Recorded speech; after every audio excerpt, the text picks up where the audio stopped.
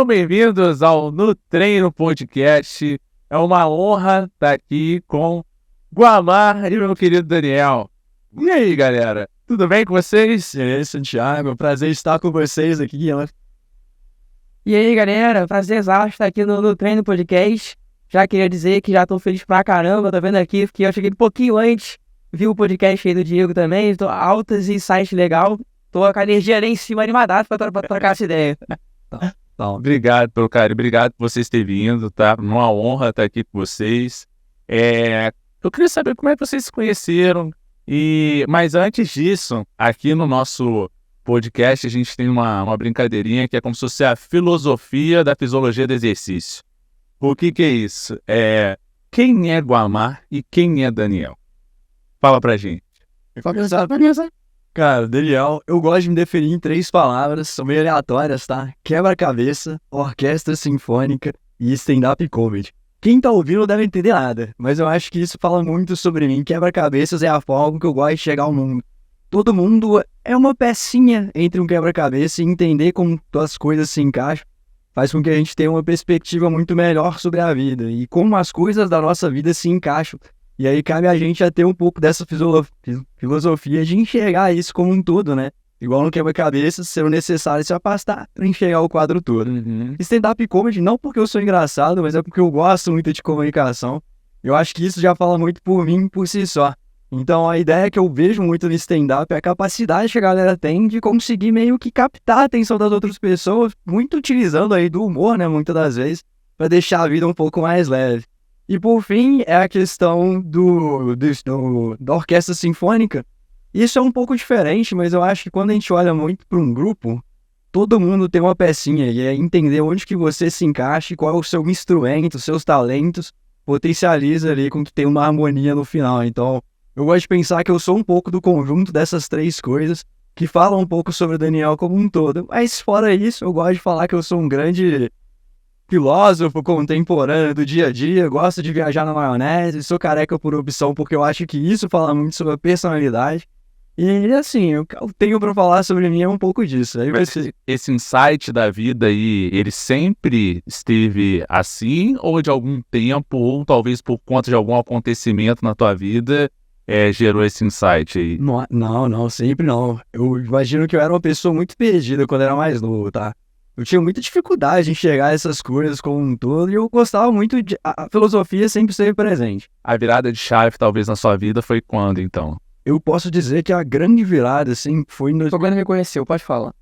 Eu ia deixar isso mais pra dentro, mas tudo bem, de certa forma sim, velho, porque eu imagino que ter pessoas boas do teu lado te eleva. Mas a minha grande virada, no geral, foi depois do falecimento do meu pai, em 2018. Eu sei que Eu também. É engraçado, porque eu acho que chega num ponto, traz uma reflexão muito grande, o caminho que você tá tomando, o que você tá fazendo.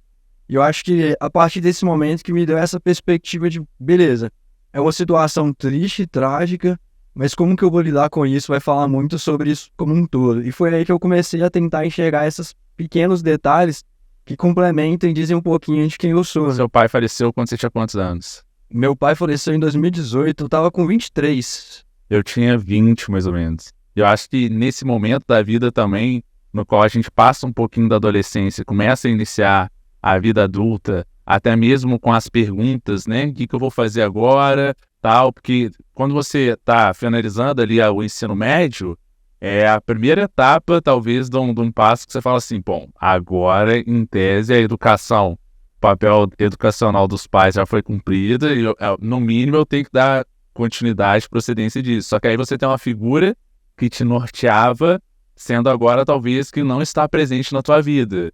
Então, talvez, eu consigo entender essa virada de chave e consigo entender também suas conexões perfeitamente, assim como aconteceu comigo. E aí, Guamar? E você, meu querido? Cara, eu não sou tão filosófico quanto o Dani, sou bem mais prático, se vão ver. Mas se eu fosse me definir, eu diria como aventureiro. Acho que eu sou uma pessoa que gosta muito de experienciar a vida, experimentar a vida no caso. Gosto muito de estar sempre estudando, sempre vivendo novas aventuras. Sou um cara apaixonado por basquete. Nossa, assistia basquete até 3 horas da manhã, 4 dias seguidos, acabava com o meu sono, tava falando do episódio anterior. Basquete atrapalha muito meu sono, mas sou muito fã de basquete. Gosto muito de psicologia. Então, eu sou fãzão da logoterapia aí, quem escuta o nosso podcast conhece, a logoterapia é uma terapia corrente terapêutica que fala que o sentido da vida não é algo específico que vai acontecer para sempre. Mas ele muda no seu dia, ele muda na sua hora, ele muda no que você está fazendo. Então, eu gosto muito desse momento e, para mim, o que mais está me dando prazer nos últimos dias é ver a vida. As pequenas coisas da vida. Acho que hoje em dia eu sou, diria, um aventureiro apaixonado pela vida.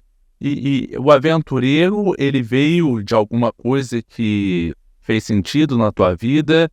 Porque quando talvez você diz que você é aventureiro, a imagem que passa na minha cabeça é o cara destemido, é o cara proativo, é o cara que quer vivenciar novas experiências, ou talvez aquele cara que quer colocar à prova as capacidades, né, os limites. O que da minha fala faz sentido para ti, ou talvez o que não faz quando a gente fala do Guamá aventureiro? Cara, eu acho que são os dois. Eu sou uma pessoa, primeiro, extremamente competitiva. Eu detesto perder, detesto completamente perder. E eu sou muito competitivo comigo mesmo. Então, poxa, eu tenho que fazer um negócio, cara, eu tenho que ser bom nisso.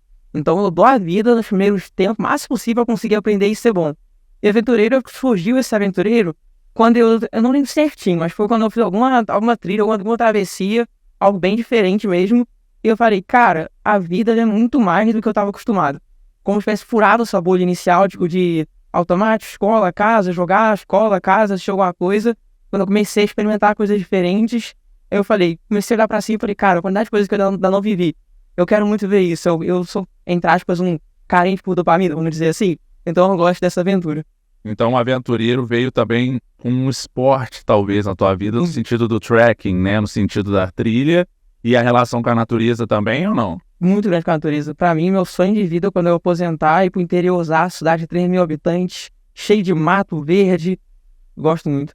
Que massa. E vocês se conheceram como? Como é que é a história do podcast também? E vocês se conheceram como? Como é que foi isso aí? Quer falar, Guamá? Cara, a gente conheceu o seguinte. Quando eu tava na faculdade, eu sou bem mais novo que o Dani. O Dani tem 26, eu tenho 21. Então tem uma distância aí bem grande nesse intermédio, mas... nesse período da vida, 5 anos fazem diferença, né? Mas depois de uma determinada... porque a gente tem diferenças cronológicas, mas muitas vezes as diferenças que transcendem a questão temporal, elas unem as pessoas e independente disso, né? Mas, sim, desculpa, continua. Não, tranquilo, é porque ele identificar com tecnologia, eu gosto de chamar de velho. Agora eu entendi.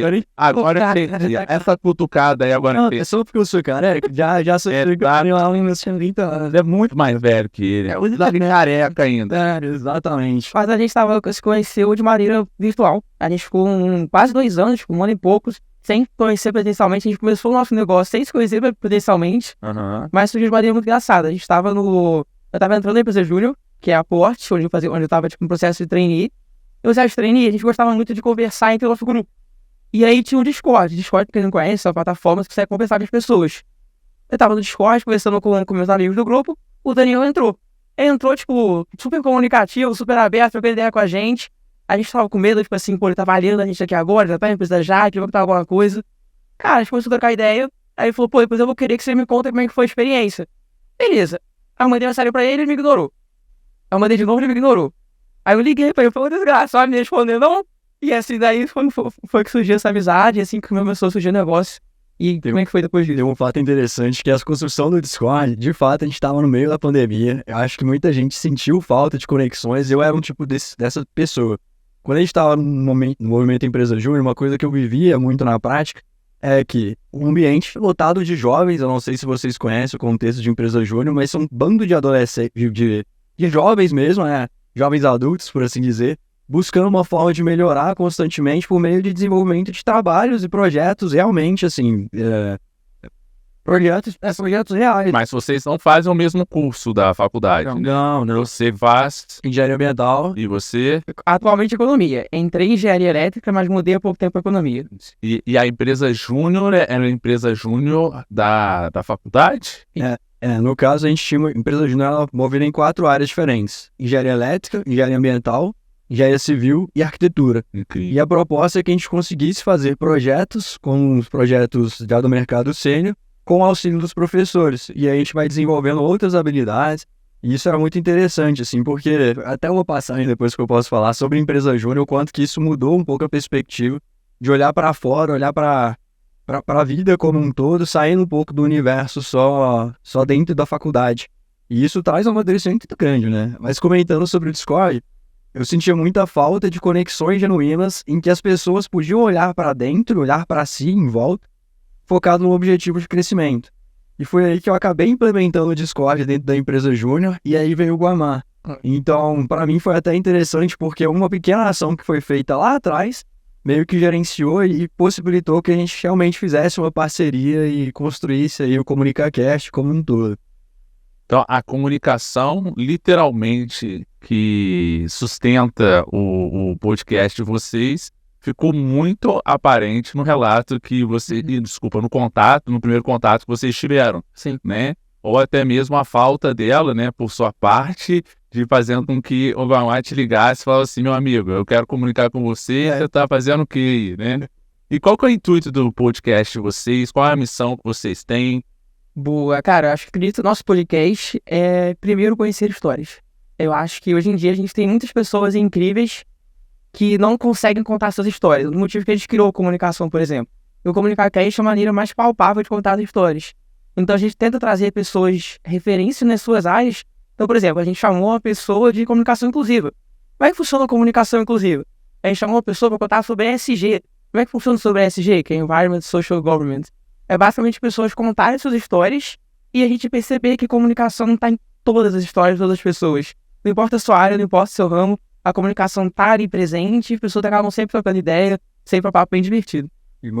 Ou talvez a falta de comunicação hoje em dia é um problema que nós estamos passando muito, né? Não só pelas conexões, se fazer sentido, ou até mesmo pelo fato de você não conseguir falar de fato o que você gostaria de falar, não é? Então eu acho que o papel que vocês estão trazendo aí faz todo sentido. Né, Daniel? Eu gosto muito de pensar, pelo menos quando a gente começou meio que dando pequenos treinamentos pro pessoal da nossa própria rede, assim, tipo, a gente gostava muito de estudar sobre comunicação no geral. Quem não sabe, eu já fui tímido quando eu era mais novo. Eu também. No sentido de eu não conseguir falar muito em público, não conseguir interagir com muitas pessoas. E quando eu tava mais ou menos na 7ª pra 8ª série, deu essa virada de chave. A gente tinha começado a ir pras festinhas, né, de adolescente. Eu falei, cara, não dá pra viver minha vida toda assim, o que eu posso fazer de diferente? E aí que eu comecei a resgatar um pouquinho essa vivência de comunicar, e eu enxerguei que comunicação é uma ponte. Você consegue linkar pessoas, linkar histórias a partir desse princípio básico. Só que para isso, as pessoas precisam ter um pouco de abertura para saber como contar suas histórias. E aí começou, de fato, o nosso primeiro projeto, que inicialmente era um projeto muito voltado para um cunho mais social, para auxiliar jovens no nosso dia a dia, para conseguir meio que potencializar essa comunicação como um todo, né? Sim, das histórias que vocês já escutaram, assim, alguma já chamou a atenção, ou talvez alguma foi surpreendente para vocês? Não, se você quiser contar a sua também, Guamá, é até engraçado ver. Pode contar? Cara, quando eu conheci o Guamá, isso falando lá no início de 2020, né? A gente começou a trocar, final de 2020, perdão. Ele era uma pessoa assim, falava 21, falava muito rápido. E eu falei, cara, esse menino é bom. Só que ele tá, sei lá, falando demais aqui, eu não tô conseguindo acompanhar o mesmo ritmo dele. E eu já percebi o tanto que ele gostava de estudar e absorver novos conteúdos, assim. E aí ele foi me contando no porquê que ele falava rápido. E aí foi engraçado, porque isso foi linkando uma coisa com a outra. E eu vou deixar você contar essa parte da história. E como que surgiu essa ideia de começar a trabalhar isso? Eu acho que a pergunta foi outra. Eu vou tentar explicar depois que você fala. Qual a história do podcast que impactou a gente, né? Então eu acho que pra mim tem duas grandes histórias que impactou e eu vou dizer o motivo principal. Foi as duas pessoas que falou que nunca abriu isso em público. Em algum local, porque não seria privado. Uma foi a história do Lucas Gregório. Foi uma pessoa bastante referência, assim, um cara que gosta muito de treino também. Ele gosta da história toda de 4 da manhã correndo, academia. Cara grande também, então puta referência pra gente. Que ele comentou que ele tava na empresa júnior dele. Ele queria se tornar, crescer na empresa júnior.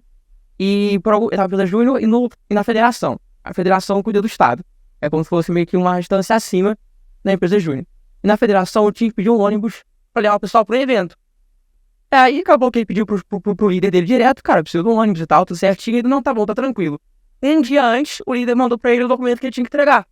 Aí ele, cara, o que eu faço depois aqui? Tem outra pessoa. Ele pegou, viu que tava com o nome errado. Tava com o nome do antigo diretor, com a assinatura do antigo diretor. E não pode. Aí ele falou, tá aqui errado. Ele, não, pô, já arrumei isso, já tá validado já, pode entregar. Ele entregou. Quando ele entregou, deu 2 dias, chamaram ele pra conversar. Ele foi desligado da empresa. Porque ele cometeu um crime, aí foi descobrir que não estava alinhado, e aí o pessoal do ônibus ligou para a empresa júnior, o cara falou, de presidente da época que não assinou, e aí ele foi desligado. Ele falou, cara, eu me senti uma pessoa horrível. Tipo, eu estava na faculdade, eu só tinha vontade de chorar. E o pessoal saiu no recreio para poder comer e para chorar. Porque eu falei, cara, o meu sonho, eu fui demitido. E estava tentando o cargo de diretoria da federação. Ele tinha chegado aos resultados como liderado da federação. Só que para você tentar a diretoria, você precisa de uma carta de recomendação da empresa júnior. E a dele foi negada. Ele falou, cara, eu não vou te dar sua carta de recomendação. Você não merece isso. Cara, essa hora que muita gente poderia desistir. Pô, tudo tá acontecendo, tá dando errado. O que ele fez? Ele continuou mais um ano, não como presidente, né, da federação, continuou trabalhando, depois conseguiu entregar mais resultados, foi para Brasil Júnior, que é a instância meio que nacional da empresa júnior, e hoje em dia é sócio de uma empresa milionária. Essa história que ele comentou impactou demais. E a sua, Dani, qual foi? Mas eu só adendo que eu acho muito forte, porque isso fala um pouquinho sobre a corrente filosófica que eu gosto muito, que é o estoicismo, né? Que ele fala muito sobre, mais importante do que as coisas que acontecem contigo, é como que você reage a elas. Sempre. E esse caso, eu até repeti, porque realmente esse caso do Bigode é tipo, extremamente cabuloso, assim, quando a gente olha no princípio básico, que ele teve a mentalidade mais estoica que eu já vi de alguém que era novo, que não tinha muito essa perspectiva, de fazer essa nova, meio que mudar a mesma percepção que ele tinha sobre o momento e querer entregar ainda mais. E isso pra mim foi um momento de muita inspiração, pra falar a verdade. Então acho que foi uma coisa que realmente marcou muito. Agora, uma outra história que eu acho que pra mim foi bem relevante, essa aí é legal para as pessoas, não exatamente uma história, mas é um sentimento, e eu acho que você vai concordar comigo. Nada mais gostoso num podcast do que quando a outra pessoa se sente confortável para ser ela mesma, do jeito que ela é. Não só um podcast, na vida. Na vida. Porque eu acho que isso fala muito sobre como como a gente, no contexto geral, conseguiu se conectar. Perfeito. Então tem vários momentos que a gente tem, assim, que, a gente faz uma pergunta no final, o que tu achou? Qual foi a sua percepção? Falei, cara, eu me senti em casa. Eu gostei de conversar, eu achei que, ela... Mas se ele não sentisse, ele ia falar? Não sei, isso é uma boa questão, né? Acho que é uma boa. Mas quando isso acontece, eu acho muito legal, cara, porque eu acho que mostra muito sobre essa conexão que você tem. E teve um caso específico que a gente até teve com a Mauri. E ela tava conversando um pouquinho sobre isso. Cara, eu tava muito nervosa pra falar um podcast, nunca tinha gravado nada, não fazia ideia. E, quando eu comecei a falar, eu vi o tanto de conteúdo que eu tinha para agregar e como que isso foi legal de ter essa troca com você. Mas isso é muito bacana, porque quando você está do lado de pessoas que possam te amplificar, ou talvez dar voz, até mesmo uma voz que a pessoa esqueceu que existia, né? E isso faz toda a diferença. Então, estar do lado de pessoas que se conectam, ou talvez entendam a tua missão, a filosofia, ou de fato vivem a vida da maneira com que ela deveria ser vista, né? Com leveza e sem um julgamento, e que muitas vezes a base do estoicismo ela está atrelada justamente a uma questão de não julgar, não é? Fazer com que o processo seja o mais natural possível.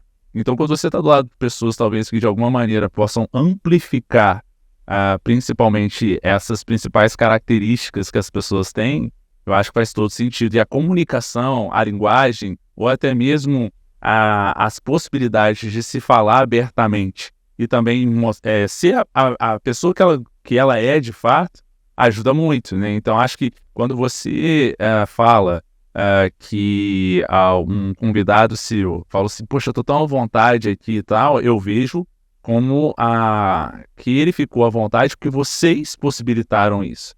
Então, quando a gente consegue, hoje, num mundo no qual a interação, a interatividade, a exposição, ela muitas vezes ela pode ser um obstáculo, ou talvez algo que possa reduzir, de fato, uma pessoa falar o que ela pensa, com medo do que as pessoas vão julgar, eu acho que hoje a gente começa a repensar muitas vezes a exposição. E quando a gente tem pessoas assim que possam estar possibilitando isso de uma maneira leve, eu acho que faz todo sentido, né? Total. E uma coisa que você falou que eu acho que complementa isso é quando você faz esse processo de ouvir atentamente sem julgar, você cria um ambiente de segurança psicológica.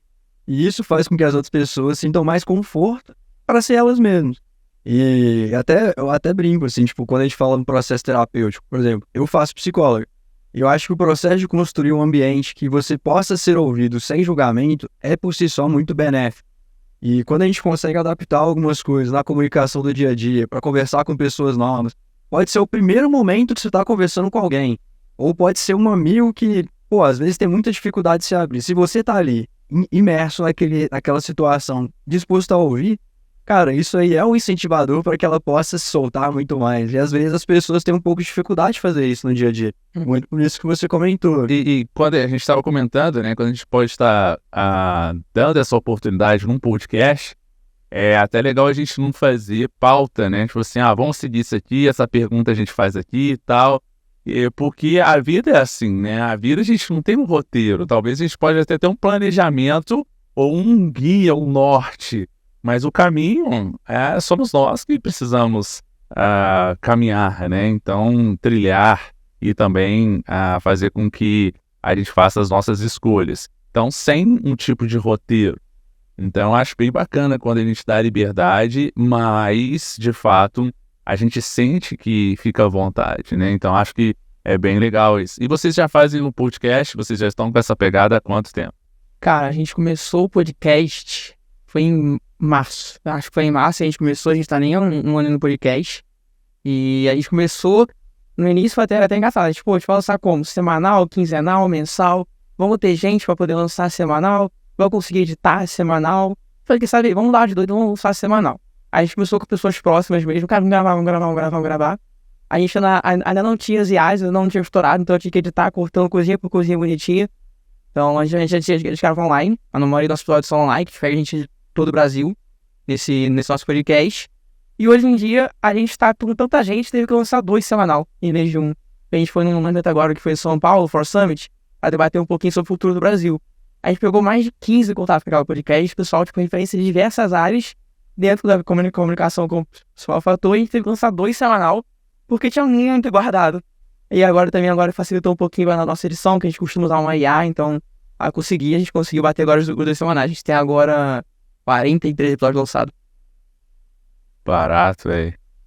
Isso em pouco tempo, né? Relativamente pouco. Em pouco tempo. Legal. E os assuntos, por mais que vocês já deixaram claro que é tranquilo, assim, não tem muito... Mas os assuntos que as pessoas trazem, geralmente, com a experiência de vocês, elas se remetem geralmente ao quê? Superação, sonhos, ou talvez receios. O que vocês mais, quando vocês deixam livre, né, para discutir, quais que geralmente são os assuntos que as pessoas mais gostam, ou de falar, ou até mesmo de ouvir vocês comentando? Tem algum assim, não? Tem. Eu acho que tem 2 coisas que fazem muito sentido quando a gente vai conversando. É que as pessoas costumam mostrar, mesmo que indiretamente, como que esse processo de aprender a se comunicar foi surgindo ao longo do tempo.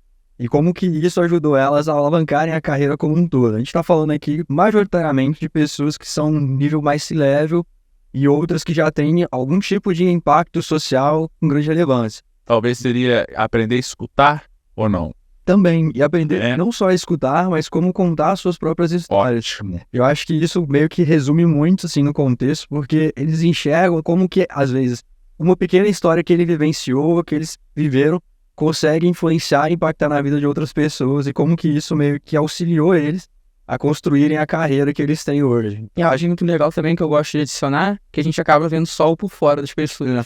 Quando a gente abre, se fosse toda superação, eu lembrei das histórias.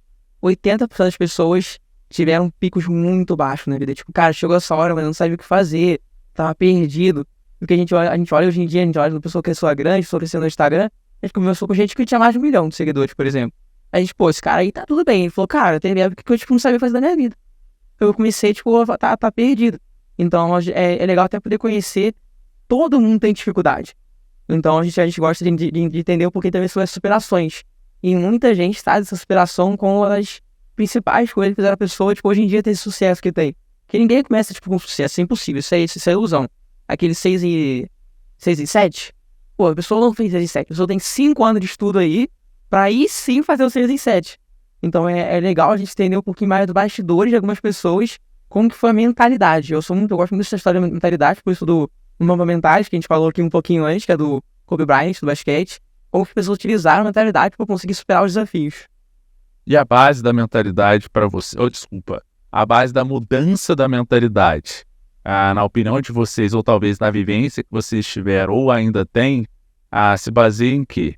Se vocês pudessem pensar assim, na vivência de vocês também, qual que seria um maior gatilho ou talvez o maior condutor que as pessoas têm para a mudança de mentalidade, já que vocês comentaram que essa questão da mentalidade é algo tão forte, tão presente nos assuntos que vocês discutem no podcast de vocês? Cara, pra mim, eu vou colocar significância.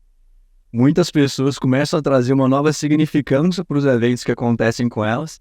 E o segundo ponto que eu acho essencial, que não adiantava só a mudança de mentalidade, mas precisar colocar essa mentalidade em ação. Uhum. E aí eu colocaria o segundo ponto, a questão da disciplina. E aí... Acho que isso é parecido. Eu pensei em autoconhecimento. A pessoa precisa se conhecer, porque às vezes a gente vai tão no automático que a gente nem para pra poder ver o que a gente é. Aí quando você percebe, você tá tipo perdido, não dá pra fazer, tipo, meu Deus, quem sou eu? E as pessoas, quando chegaram nesse pior estágio assim, olharam pra dentro. Cara, quem sou eu? O que eu quero fazer da minha vida? E o segundo é autorresponsabilidade. Cara, eu não vou, tipo, não tá legal a minha vida hoje. De quem que é a culpa? Minha. Isso é bem da escola estoicista, né?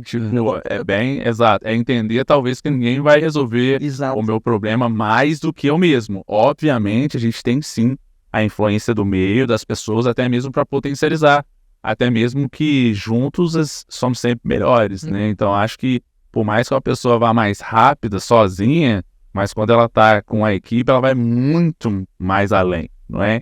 Então, acho que é muito importante. Então, fazer boas escolhas, elas acredito que estão diretamente associadas em quem está por trás desse processo, por mais que você seja o agente principal da coisa, né? Por mais que você comentou aí também do fazer 6 em 7, mais uma preparação de 5 anos, e que alguém talvez estivesse influenciando isso, ou até mesmo, por mais que a pessoa assuma que a grande parte do sucesso dela foi em decorrência da própria disciplina, mas ela aprendeu com alguém.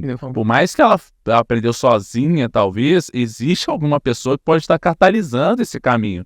Se eu escuto uma pessoa, se eu escuto a experiência de alguém, eu já estou aprendendo, né? Então, assim, quando você fala de autoconhecimento, e talvez um autoconhecimento associado à escuta, né, e resiliência também, eu acredito que isso seja um condutor, porque ser resiliente hoje em dia é justamente sofrer o impacto do mundo, se deformar naquele momento, mas ter a qualidade e a capacidade de retornar ao como você estava, sem carregar consigo aquela força do impacto que foi gerado em cima de você. Então, eu acho que hoje o autoconhecimento, ele é um fator muito importante, mas eu vejo, não sei se vocês concordam, ou talvez se a gente poderia estar alongando nessa discussão, que eu acho que a gente tem uma positividade muito tóxica em relação assim, se conheça, você precisa, você tem, assim, mas espera aí, calma aí, assim, por mais que eu tenha uma questão de resolução, eu preciso resolver o meu problema, eu sou o ator, mas parece que as pessoas que falam assim, eu não consigo resolver sozinho, parece que elas estão, a partir desse mundo, com essa pressão para se produzir, ou talvez para você ter essa mentalidade empreendedora tal, ela tem medo de dizer que eu preciso de ajuda, ou talvez eu gostaria que alguém me ajudasse. Então, até que ponto talvez isso não é um paradoxo, né? Uma antítese nesse sentido de autoconhecimento e tal, mas como é que a gente vai conseguir chegar nesse ponto? Você comentou sobre essa positividade tóxica, você me lembrou de um livro, que é A Sociedade do Cansaço, de um filósofo sul-coreano que é o Byung-Chul Han, que ele fala que o maior problema da sociedade não é a negatividade, mas sim a positividade. É toda hora que você entra numa rede social, você vê, você consegue emagrecer 50 quilos em 10 dias, você consegue fazer 1 milhão na semana. Cara, você não consegue, mano, tá tudo bem, sabe? E essa pressão de ter que conseguir fazer tudo é algo realmente muito que atrapalha essa positividade tóxica. E sobre o autoconhecimento, eu acho que o autoconhecimento é importante para saber eu preciso de ajuda. Se você, não se conhece, você não sabe que você precisa de ajuda, por exemplo. Cara, eu sei que eu sou uma pessoa, por exemplo, muito executora, muito. O Dani é um cara analítico, um cara mais planejador. Se eu não me conhecesse de saber que eu tenho dificuldade de planejar, eu falaria, Dani, consegue planejar nos próximos passos que eu executo? Então eu trago um pouquinho acho que os dois são ligados em si. Acho que precisa se autoconhecer também para conseguir pedir ajuda. Então é muito essa questão que eu vejo. Porque a nobreza também de reconhecer e, obviamente, entender que a frustração ela é um combustível de evolução, ela está muito aí, né? As pessoas elas confundem o poder e a habilidade, eu não vou falar habilidade, mas o poder do perdão, né?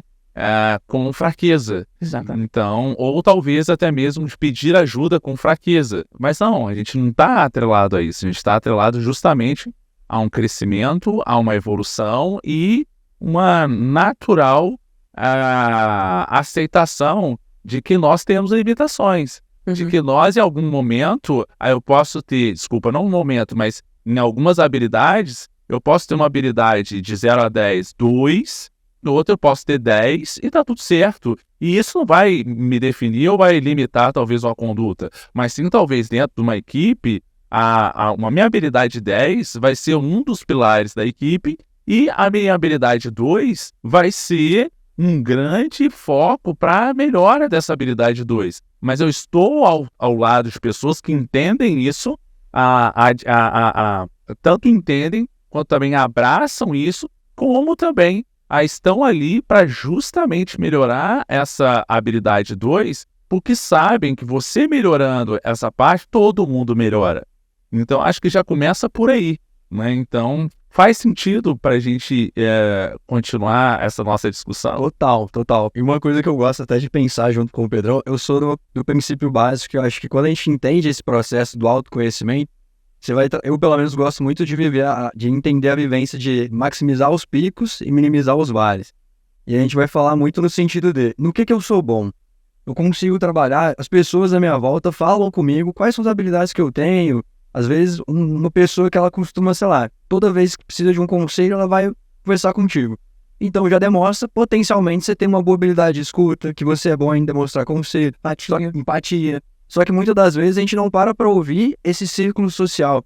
E aí minimizar os vales, eu gosto muito de entender, cara, exemplo, tá? Se eu não sou bom em matemática, mas eu sou excepcional em biologia, talvez faça sentido eu ser mediano em matemática e gastar o esforço mínimo viável para conseguir trabalhar aquele ponto para que ele não seja uma fraqueza lá na frente, Perfeito. Mas potencializar a capacidade que eu tenho de evoluir a biologia, por exemplo.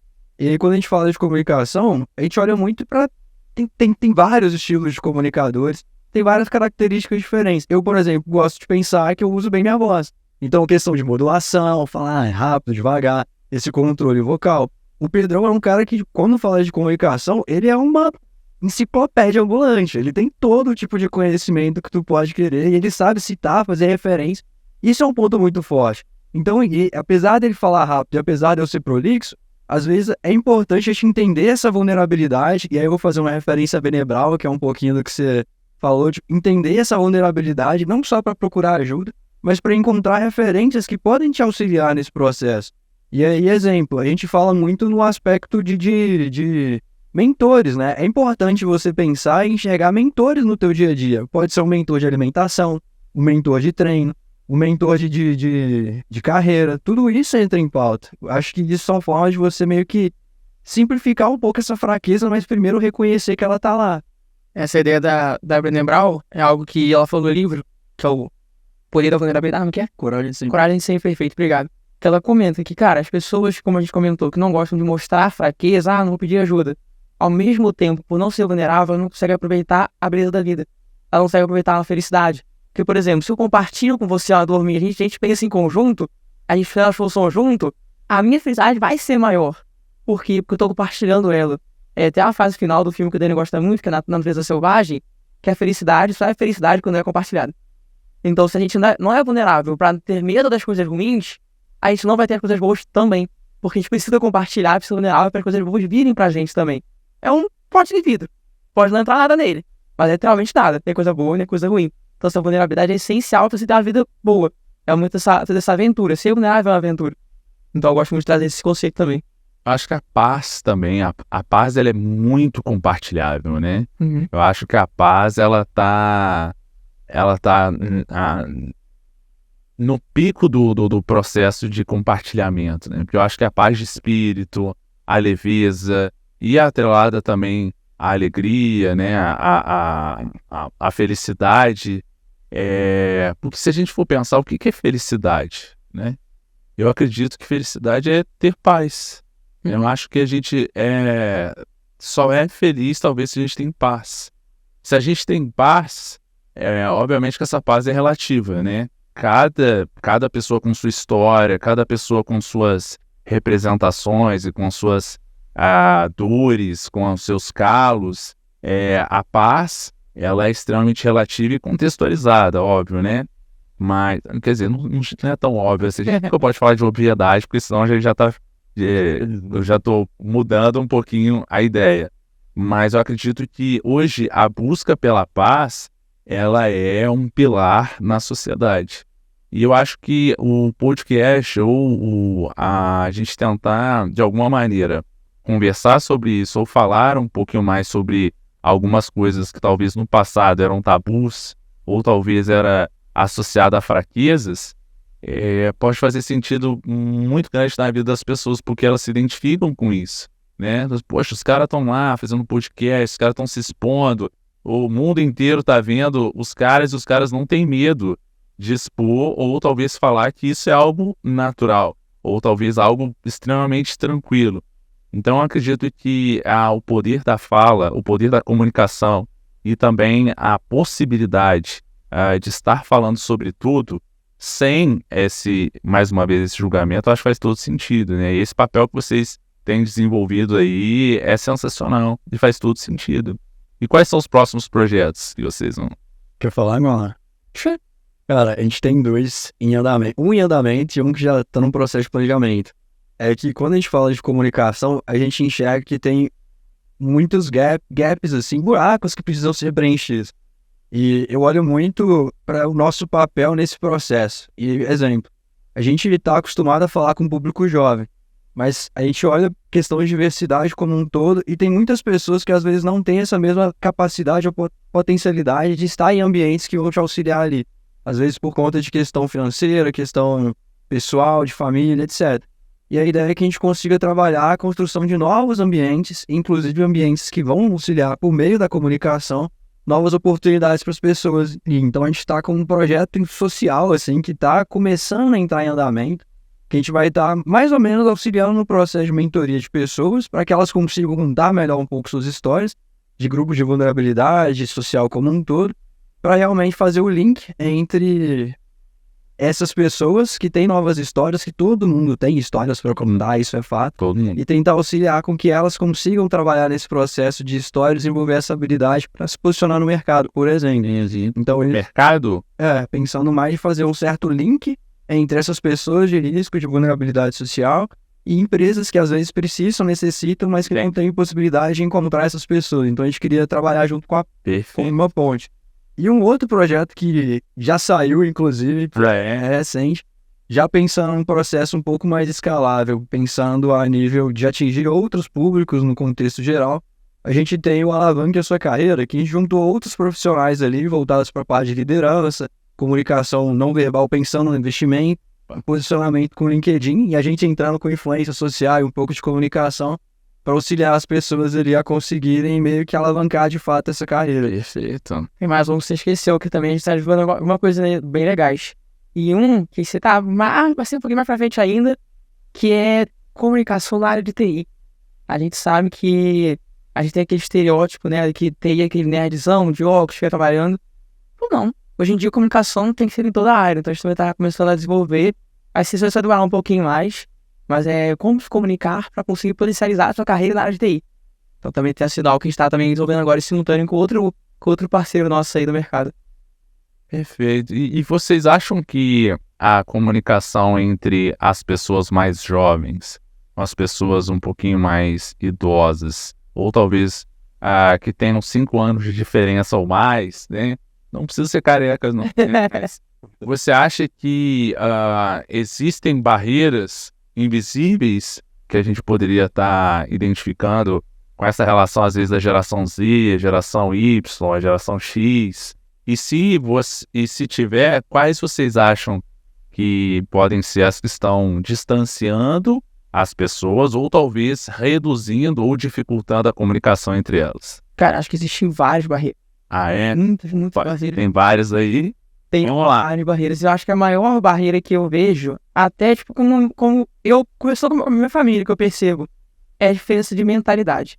Por exemplo, às vezes, pra gente, vou dar exemplo hipotético, gente. Tipo assim, não leva pro final que você não quer levar. As lives de NPC, do TikTok. Cara, isso, por mais que não gosto, cara, pra geração atual, tem funcionado. E eu vejo, tipo assim, muita gente da geração um pouco mais velha criticando imensamente isso. E não é nem tipo, cara, deixa eu ouvir aqui e ver como é que funciona isso. Você pode não gostar. Mas você criticar e dizer que é a pior coisa do mundo, então eu sinto muito esse choque. E tipo, entre uma geração não entende a situação da outra e não tá aberta a ouvir. Mas Então, qual que seria uma crítica da geração, talvez, que não gostaria da live do NPC? que fala que, por exemplo, isso é besteira. Eu já vi isso, tipo assim, isso na internet, passando pra gente mais velha criticando que é besteira, que nunca deixaria o filho fazer isso, que os jovens estão ficando mais burros porque gostam disso. Mas, tipo assim, ninguém tentou, tipo, isso eu tô sempre da NPC que tá mais recente, mas acontece com muitas coisas. Um exemplo claro, saúde mental.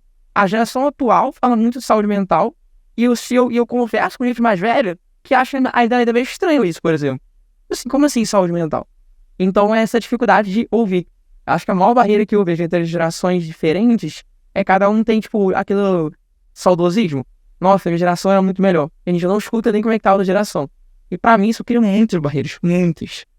Eu quero até complementar. Primeiro que eu já sou da geração antiga, eu não sou muito fã da live de NPC, não. Mas eu entendo o princípio. Mas o que eu ia falar em relação a esse conflito de gerações, eu acho que tá muito associado à forma de enxergar as coisas. Exemplo, a gente fala que tem muitos ruídos, de fato, tem muitos ruídos, porque muitas das vezes você está habituado, e aí tanto a nossa geração quanto as outras gerações estão habituadas a enxergar o mundo de uma forma. Então as vivências, as experiências, tudo isso define um pouquinho cada geração no contexto geral. Então a gente tem que, quando a gente bate de frente com esses ruídos, exemplo, se a gente colocar a geração dos baby boomers, eles estavam num ambiente em que tinha uma instabilidade muito grande no período pós-guerra, e isso fez com que eles buscassem muito essa presença da segurança por si só. Então você costuma ver muitas pessoas que passam a vida ali trabalhando 25 anos na mesma carreira. Exemplo. E a gente olha a nossa geração um pouco nova, em que a gente tem a questão da hiperestimulação sensorial de tudo, e faz com que a gente tenha uma tendência a querer viver essa hiperestimulação em tudo também. E aí, de certa forma, faz com que a gente tenha carreiras mais curtas, mais passageiras em empresas e facilitar aí essa troca, que antes era uma coisa que não estava muito vivenciada. E quando a gente fala nesse cenário, às vezes é difícil para que as duas gerações consigam entender porque tem ruídos. E aí, quando a gente olha, uma coisa que eu gosto de pensar é como que isso interage entre si. Então, exemplo, eu vou colocar também as dificuldades de cada geração. A nossa geração tem muita dificuldade em fazer processos mais burocráticos, que são considerados um pouco mais chatos como um todo, porque a gente tem essa necessidade de mudança constante, num contexto geral. Já a outra geração, isso é uma força, porque eles já estavam habituados a ter essa questão da segurança. E aí eu acho que uma forma legal de pensar em como solucionar esses pequenos gaps é como que a gente consegue, de novo, potencializar os picos e minimizar esses vales. Porque quando a gente fala assim, fazendo uma associação de comunicação, todo mundo é um bom comunicador, tá? Tem potencial para ser. Mas é preciso entender como que isso se conversa em si. E aí, um exemplo claro dessa ponte, eu acho que é conseguir olhar com mais empatia as gerações como um todo. Tá melhor. De escutar ativa. E aí eu tenho um princípio básico que é ler as entrelinhas. E até uma pergunta sincera que eu tenho, depois eu vou fazer para tu, sobre ler as entrelinhas, ir um pouco além do que aquela pessoa está falando. Por que ela está falando aquilo? O que ela quer dizer com aquilo? Que é comum a gente falar coisas que a gente não queria, ou então se expressar de maneira errada. Quem nunca já ouviu essa frase? Putz, não era exatamente isso que eu estava falando. E quando a gente tem esse conflito de gerações, isso ainda é mais evidente, porque muitas das vezes a forma de se comunicar tem essa barreira estrutural das vivências que cada tipo de geração vivenciou e viveu como um todo. Entendo, mas quando a gente fala que as duas gerações elas têm gaps, né, têm diferenças, mas quando a gente fala também em não julgar ou talvez ter empatia uma sobre a outra, o fato do ambiente tecnológico também, ele tem uma influência muito grande nesse processo, especialmente em relação à comunicação. Porque os meios de comunicação, eles aceleraram muito alguns processos. A gente não pode culpar a máquina pelo processo, né? A gente tem que entender que a gente tem as mídias, ou a gente tem os aplicativos de comunicação, podendo aproximar as pessoas. A gente não pode conceber uma ideia de que as mídias podem estar distanciando ou aumentando aumentando a impaciência, ou talvez aumentando a ansiedade, ou talvez aumentando a exposição de vidas dos quais as pessoas gostariam de mostrar nas mídias e que, de fato, talvez elas não têm essa vida, mas o produto disso é o vazio existencial, ou talvez a necessidade de se manter um estilo de vida ou uma conduta que é incompatível com a realidade. Então, quando eu vejo as questões tecnológicas, ou talvez uma impaciência ou uma ansiedade que é fruto desse novo mundo que a gente está vivendo, por mais que eu escute que a gente precisa ter empatia, que a gente precisa, né, eu não estou sentindo, às vezes, mas como fazer?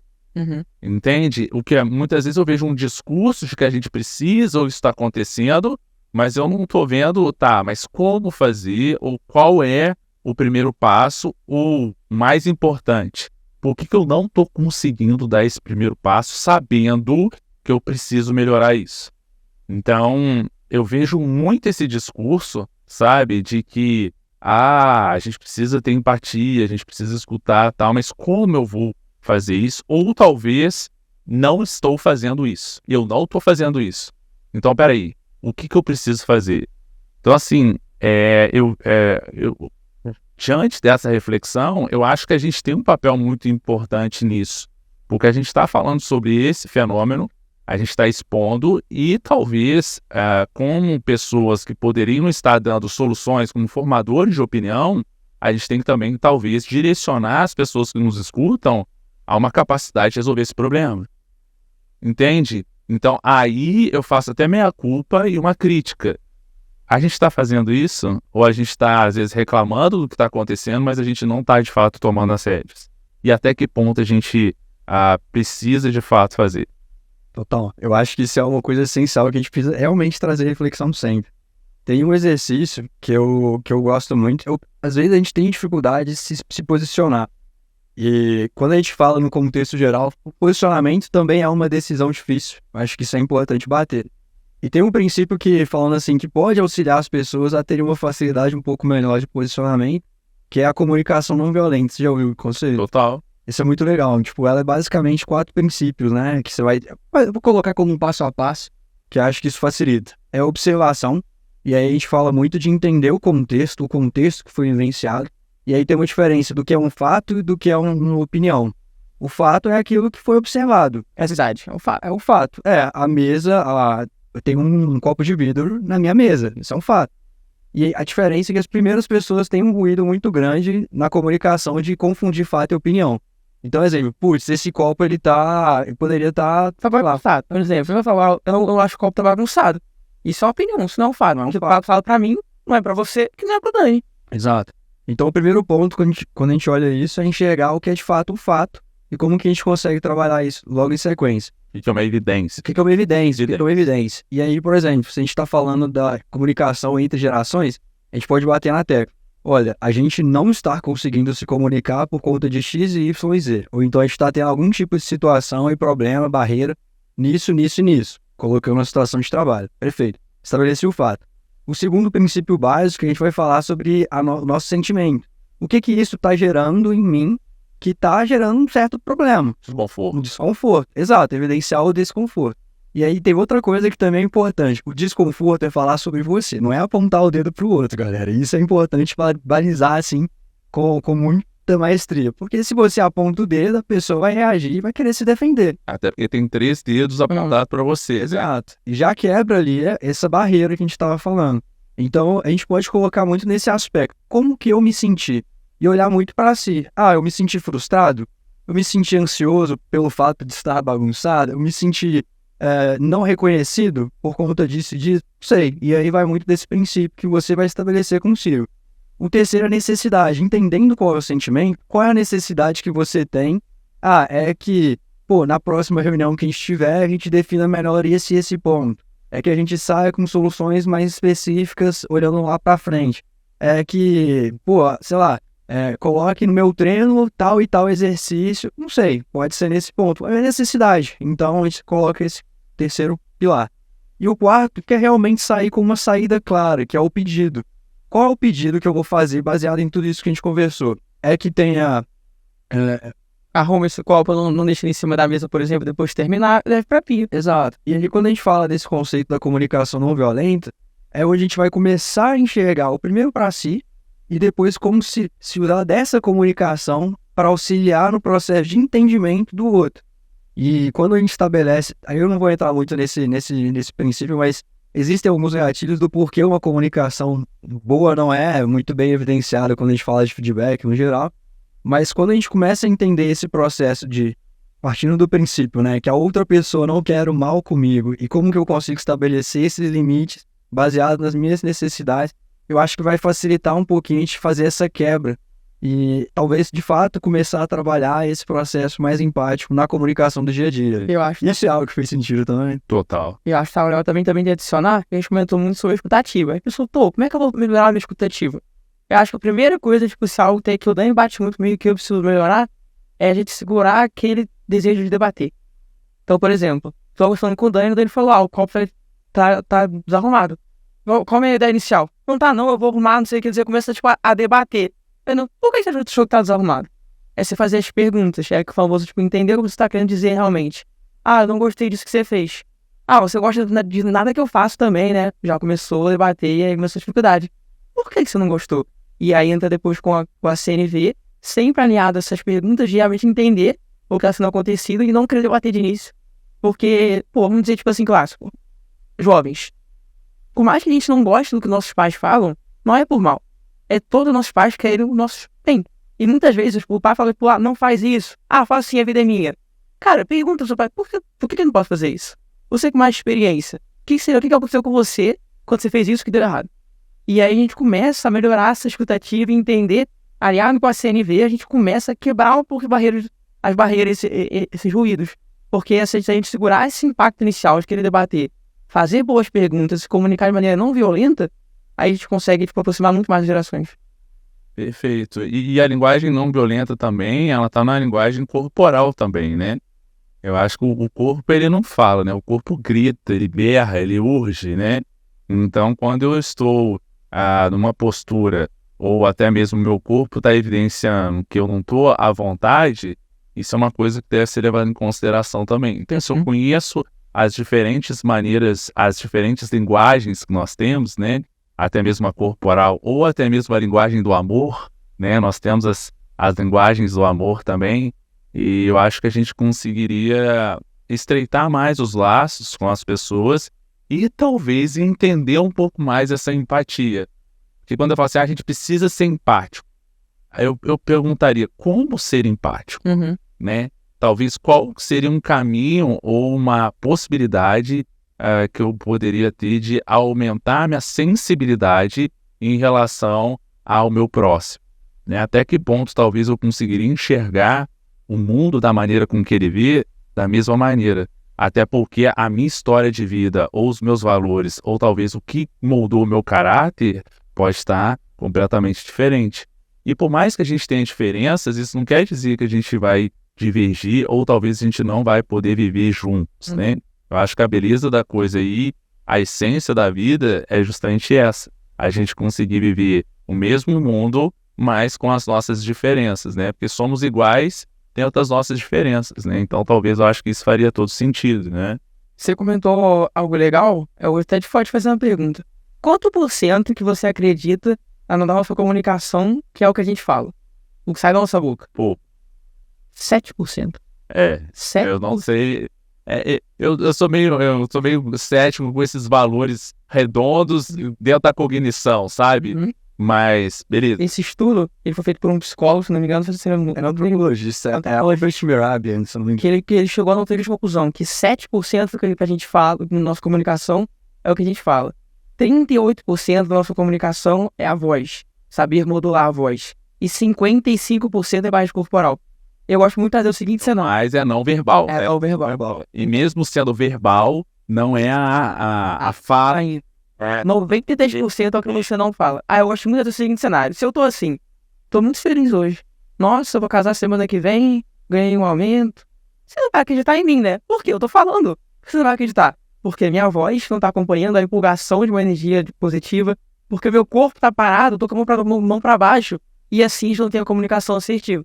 Então, às vezes, tá muito preocupado com o que a gente tá falando. Não, tá tudo bem assim. Aí você tá assim, como por exemplo, mão fechada. Você tá gritando com a pessoa, falando alto. Tudo isso interfere na sua mensagem. Você não consegue passar a mensagem assertivamente. Eu acho interessante isso que você comentou, que dá pra complementar. 55% é corporal. Então. Mais da metade. Isso é interessante porque realmente ele era um antropólogo que ele fez esse estudo. Tinha um contexto um pouco diferente, a gente não vai generalizar isso tudo. Mas isso só reforça a ideia de que muito do que a gente diz não necessariamente é o que a gente fala. Só que, quando a gente olha esses ruídos, as pessoas não prestam atenção na congruência. E aí eu falo que para você se tornar um bom comunicador, não é quem fala bonito. É quem tem a melhor congruência. Corpo, palavras, gestos, voz. Porque isso tudo vai formar uma opinião meio que expressa pelo outro. Então, exemplo, é o que você trouxe maravilhosamente bem. Não adianta eu falar sobre linguagem corporal. Nossa, eu tô muito feliz. E se eu falar de maneira triste, tipo, ou sei lá, tipo, com um corpo totalmente fechado. E aí tem alguns princípios da linguagem corporal. Aí você vai a pena entrar nesse ponto?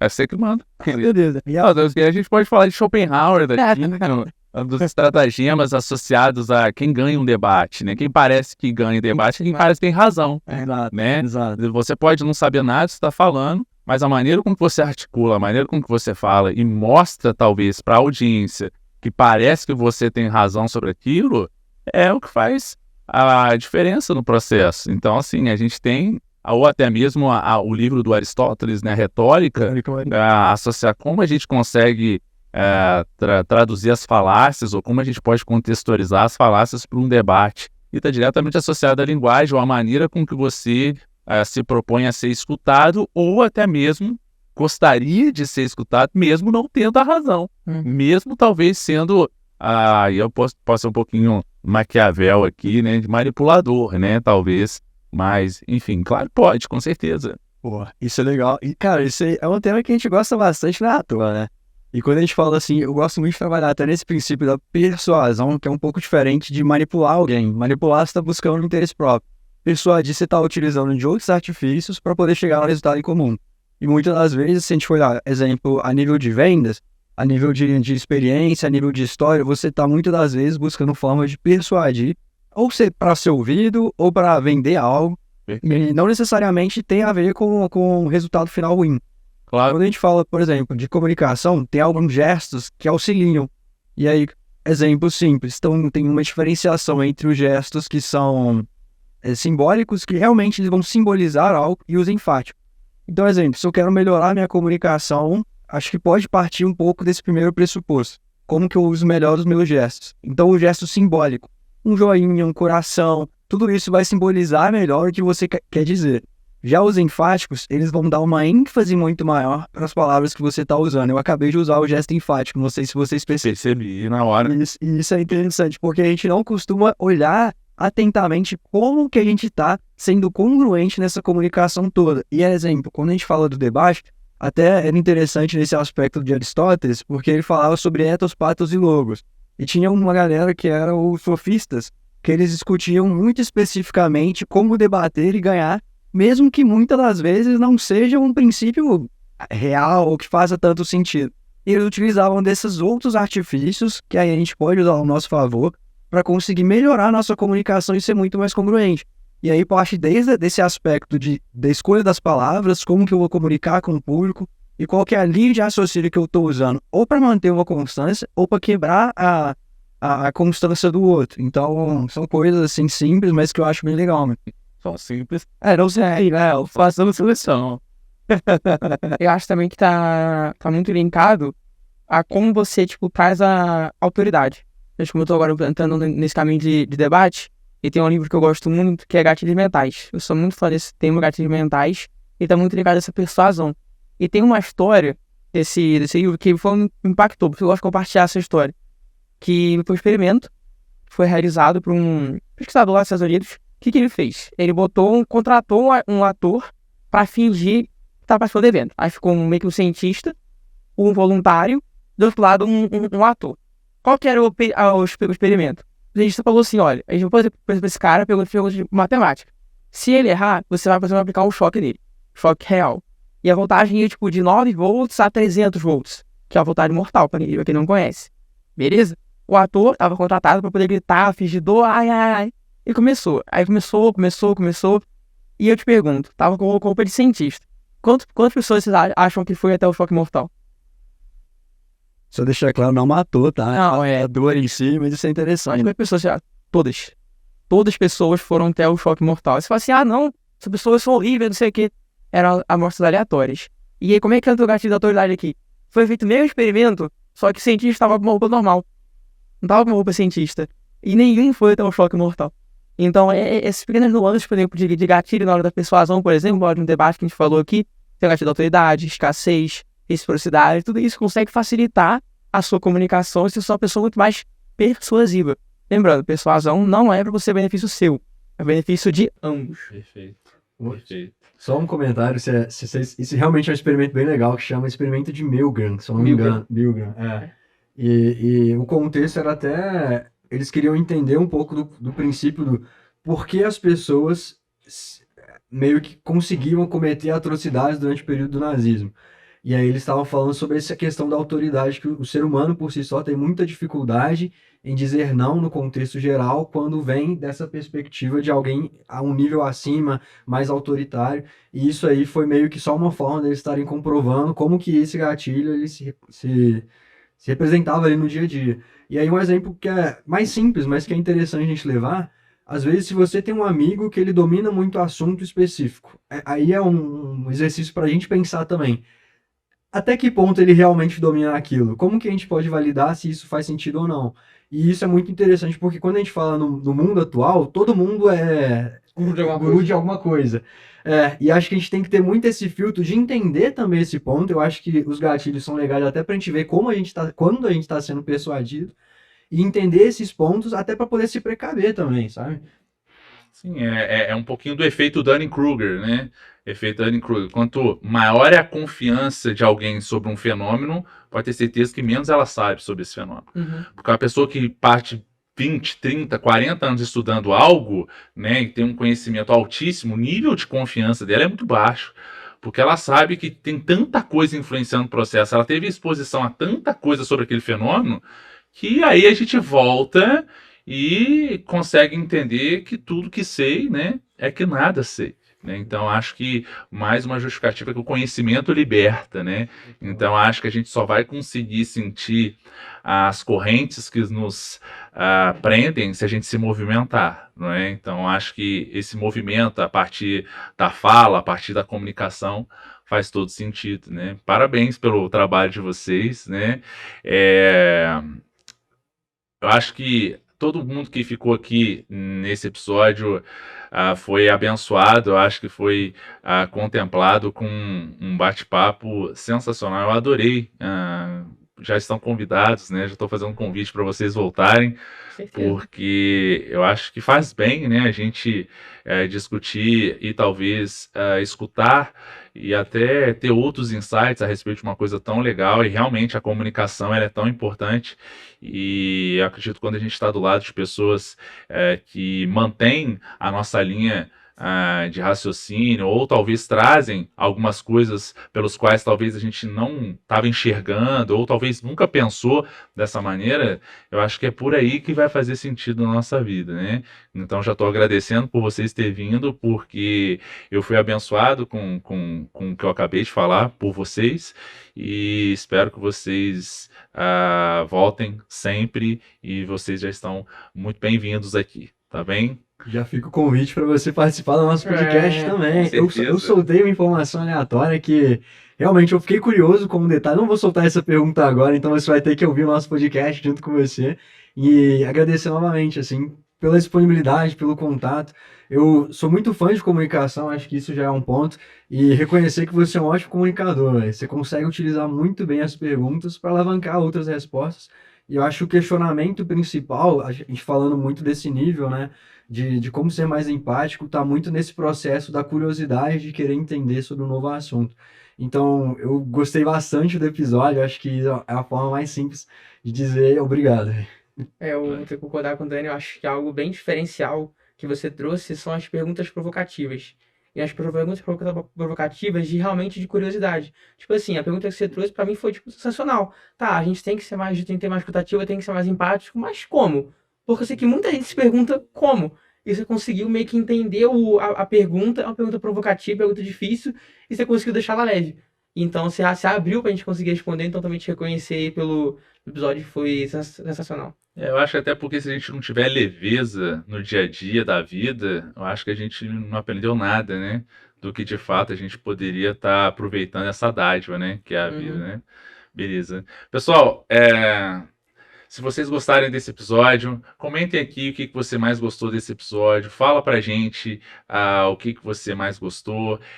Não deixe de compartilhar esse episódio. Eu acho que mais pessoas poderiam ser beneficiadas da mesma maneira com que você que ficou até agora, ao final desse episódio, se beneficiou, assim como eu beneficiei. Adorei nosso bate-papo e eu espero que mais vezes a gente possa estar continuando com esse bate-papo gostoso, tá bem? Um grande abraço a vocês. Te encontro no próximo episódio.